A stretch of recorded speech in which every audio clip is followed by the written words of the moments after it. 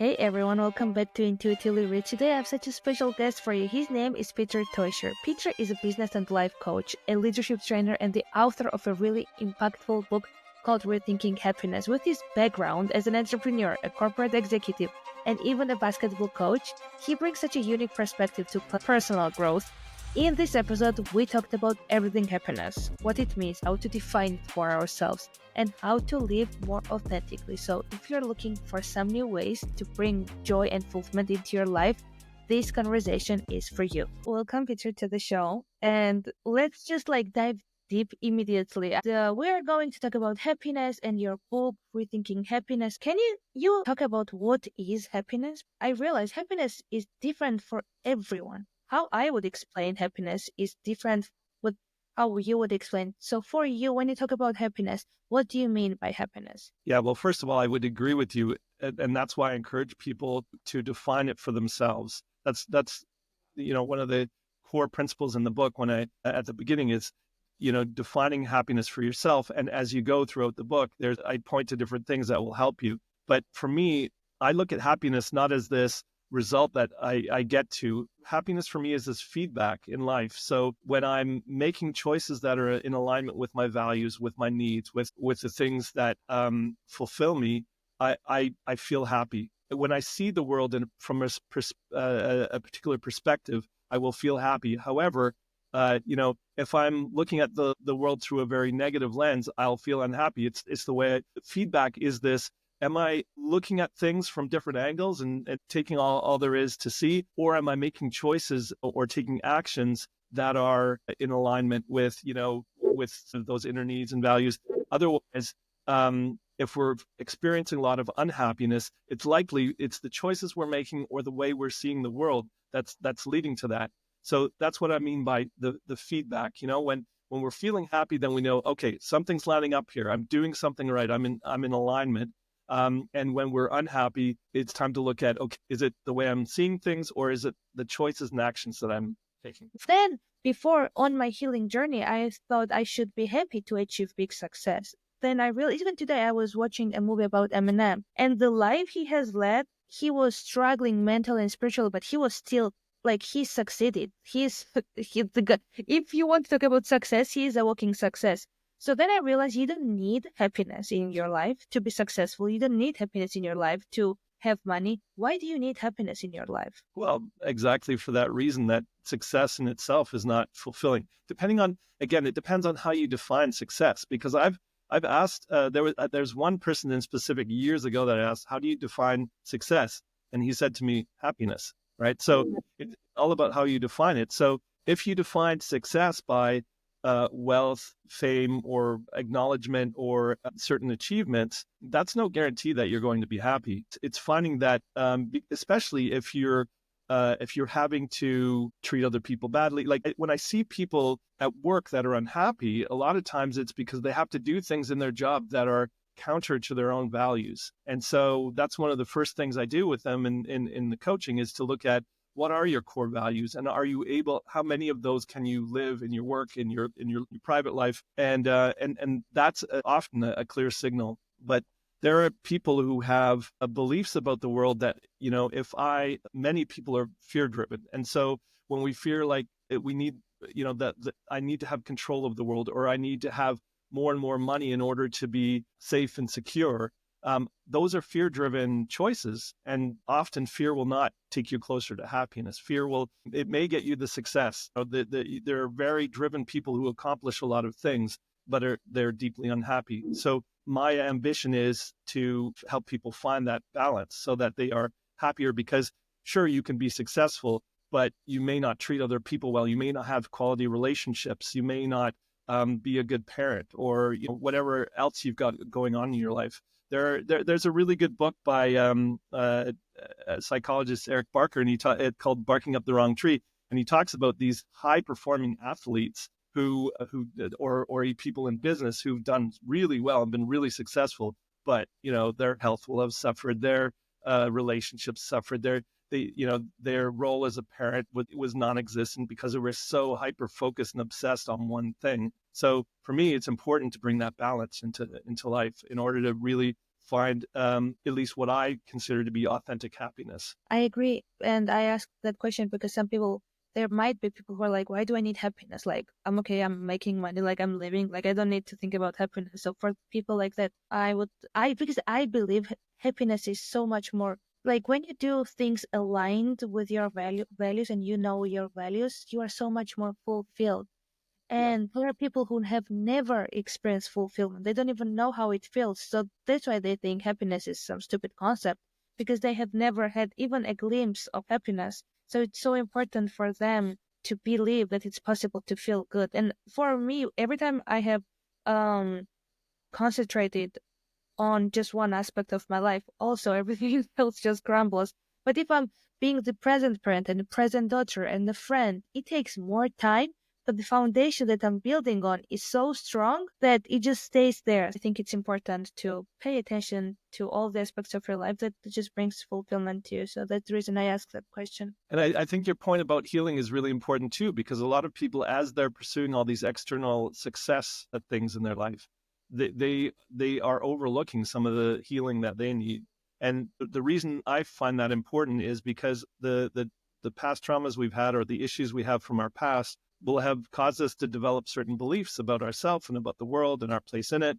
And from those beliefs, we develop strategies for dealing with relationships or dealing with certain situations and choices in our life. And so if we're coming from this place of that we haven't healed, we have a belief based on that, our strategies will then lead us to making choices and actions. And then, then it's no wonder that it's leading us to places that, sometimes the struggle will help us, motivate us to great success, but it won't help us heal or make decisions that are going to bring that authentic happiness into our life. And so I think, as you say, there's never a perfect balance. And there are times when, you push yourself and you push your health and you achieve something, but then it's important to come back to making sure you're okay. Or there are times you do need to put yourself first if you want to be a good parent, right? So you can't just give up everything in your life to be that great parent. That's also lopsided. And it's an ebb and flow, right? It's just again, finding the balance. And if you make choices intuitively and make them out of love rather than fear, that's a big principle in the book for me. If you can evaluate every choice in life by, was this choice made out of love or was it made out of fear? And love is not just this kind of esoteric thing or the kind of thing you hear in romantic movies, but for me, it's this kind of base energy that this positive energy that you can work from, or this negative energy. And that's not a good or bad thing, because fear can motivate us. And fear is sometimes that resistance. So if we overcome it, we grow. And so it's important to define these words, because words only point to concepts. They don't, it's hard to put some things into words exactly in the way that we'll all understand. I want to lastly talk about, since we have a few minutes left, I want to talk about, you talk about these 5 ingredients to fulfilling life in your book. And I was like so fascinated why you chose these 5. Because again, everyone would define it in a different way. But I'm curious why you chose these 5 ingredients. First was like curiosity, desire, an open mind, determination, and clarity of purpose. So if you could go through these 5, what does it mean for yourself and why you chose these 5 as a 5 ingredients to fulfilling life? Well, they those aren't my only values, but they really went into the book in a big way. And I think they help me in a lot of things. I think so maybe not in any particular order, but so an open mind for me um, is recognizing I have my own biases and trying to broaden my perspective so that I'm not too stuck in kind of preset kind of judgments of others or ideas and so on. So having an open mind in that way gives me the opportunity or it gives me the chance to see more opportunities. Curiosity, I think for me, growth is such an important value. And so being curious helps me learn. I'm a much better learner now than I ever was when I was in school, because I had a bad attitude towards learning. I wasn't curious. And now I find I'm curious about people. I'm curious about expanding my knowledge, and that's a super important piece. determination is a big one. And I put that in there because a lot of people talk about discipline. Some people consider me a very disciplined person. I don't think so. And for me, the word discipline conjures up this, what my parents did, or, kind of these the restrictions that are put on you. When I want something and I have the determination to follow through on it, I don't need the discipline. It pulls me towards it, right? And then the piece about desire, I think we talk a lot about obligation. We should, we have to, we must. And I'm a big believer in doing things from this intrinsic kind of motivation, where we talk about things in terms of I can, I want to, or I will. And when I know that I can do something and I have the desire to do it, then I'll be able to make the commitment to get there. Yeah. And then the final thing, clarity of purpose. I find that's an ingredient for me for happiness. When I'm doing things that are on purpose, that feel like there's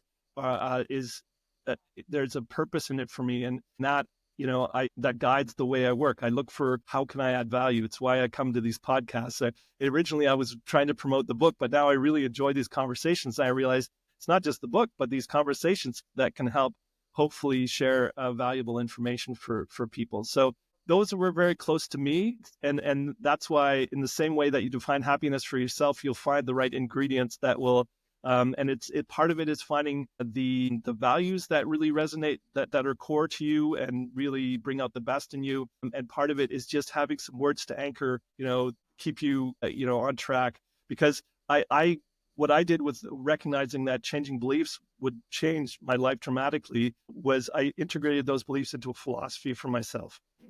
And then that philosophy, when I'm trying to make a decision or a choice, I sometimes will ask, what does my philosophy say about this? And that's really useful. And so the same thing with those kind of 5 words, those concepts, when I am struggling, when I was still trying to figure out the book or push on through, those kind of concepts help move me forward. And I think if we can anchor ourselves to those kind of things, it will give us the foundation and it'll help us move forward. And that's why, again, it's important for everyone to understand what are those values. And that's why they can have coaches like you to have the guidance for that.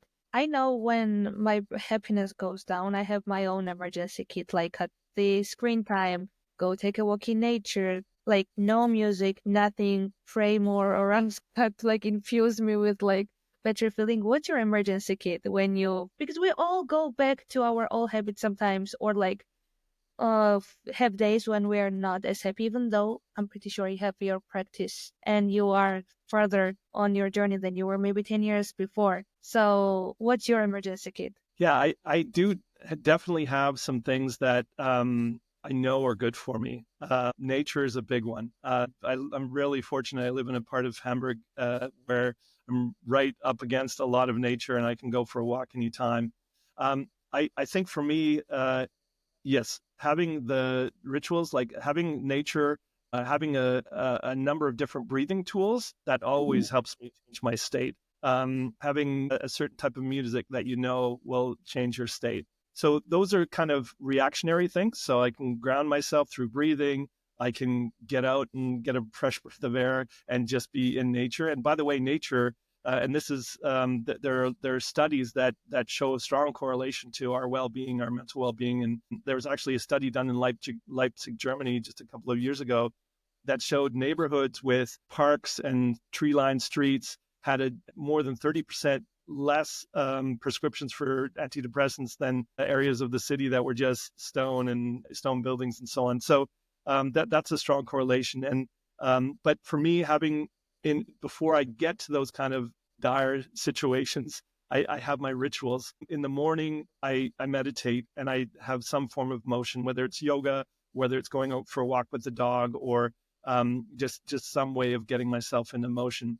And then in the evening, there's a ritual of remembering the things I'm grateful for. Maybe it's an evening meditation, but a lot of times it's this reflection of what went right, what do I really appreciate, and just getting myself in a good state, because that will then carry over into the next morning. So having rituals, and then in the emergency situation, finding some nature and breathing. That is kind of the key. Walking in the nature is my true meditation. So find whatever just clears your mind and elevates your state. That's for me meditation. Yeah, I agree with you. And I try and encourage people. I think it's great to understand what meditation is and what kind of state you're looking for, because that helps you then anchor.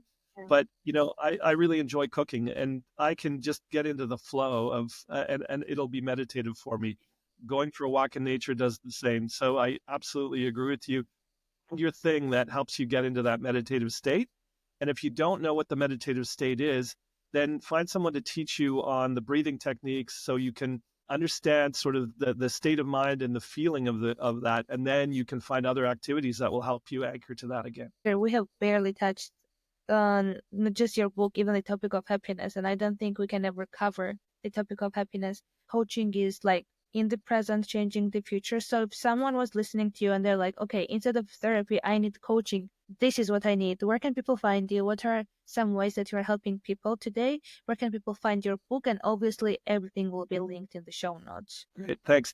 Yeah, the easiest way to find me and the work that I do, I write a weekly blog. So if any of the stuff that we've talked about resonates, I write about a wide variety of topics, and it's just kind of a little reminder about things to think about. The awareness allows change thing, it brings people in contact with that. If you have questions for me, you can also reach me through my website. So the website is peterteuscher.com. So my last name is spelled Teuscher. And then that will give you a link to the book. The most common place people buy it is on Amazon. There's an audiobook on Audible. But I do sell it through a channel that gets it into physical stores as well. It's just we're still in the early stages of that. So, but yeah, I look forward to hearing from people, and hopefully the words in my blog and in my book will inspire people. Yeah, and your book has your energy. The way you talk, you can tell the same energy in the books. Before I ask you to leave me and the listeners with a message, is there anything you wanted to cover, but I didn't get a chance to ask you the question? Joe Dispenza, and I think he points to something really important. The older you get, the more you're driven by habit. He talks about once you're in your mid 30s, more than 85% of your behavior is habit, and habit is all below the surface. It's all that bottom half of the iceberg, and so that's when you're looking for where your happiness is missing or where things are going on wrong in your life. That's the place to look, and bringing those things to the surface, I think, is really important. So this is the question I ask everyone. Leave me and the listeners with a message. Can be a sentence, can be a word, can be a quote, but whatever inspires you at the moment or you feel guided to say. Yeah, I think what I most like to remind people is that not everything you think is true. We, as Joe Dispenza talks about, you have so many thoughts every day. Researchers will say anywhere from 60 to 100,000 thoughts in a day. And a lot of them tend to be negative and repetitive. And so just reminding yourself that just because it's going through my mind doesn't mean it's true. And learn to just, find some separation. That's the meditative process, right? Is finding some separation between yourself and your thoughts. And I think that will help you find more of who you are and trust yourself. And so, yeah, so don't believe everything you think. I love that. And that's what sit down meditation for me is training my mind to be able to control my thoughts. Yeah, walking might be for my soul, but meditation is so important. And thank you so much for raising the awareness about happiness, talking more deeply and in an easy way what it is that everyone can access it, no matter how hard their reality might be. And also this piece that don't believe everything you think is so important. I really appreciate your time, your energy. Thank you for writing the book and sharing your knowledge, and for that Peter who tried to change his own life so you can sit here and inspire me and the listeners today. Well, thank you for letting me share. It's been a pleasure. I could talk for hours about this. So it's been. Oh, no, it's so hard to not talk about this. And for listeners, thank you so much for listening. Have an amazing day or night wherever you are. And until next time.